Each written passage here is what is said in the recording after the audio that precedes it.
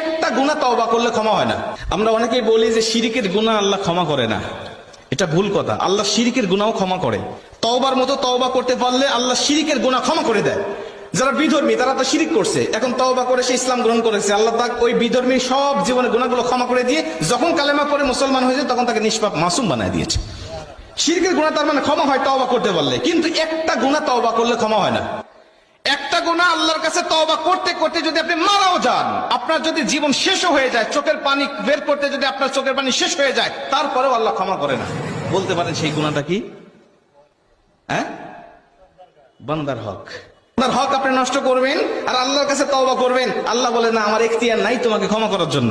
তুমি বান্দার কাছে ক্ষমা অপরাধ করেছো, বান্দার হক নষ্ট করেছো, বান্দার কাছেই ক্ষমা চাইতে হবে। বান্দার কাছে যদি ক্ষমা না চাও, আমি আল্লাহর কাছে ক্ষমা চাইবে, ফার্স্ট কাতারে মুসল্লি হবে, কিয়ামত পর্যন্ত হায়াত পাবে, মক্কায় গিয়ে হজ করবে, আমার কাছে তওবা করবে, আমি আল্লাহ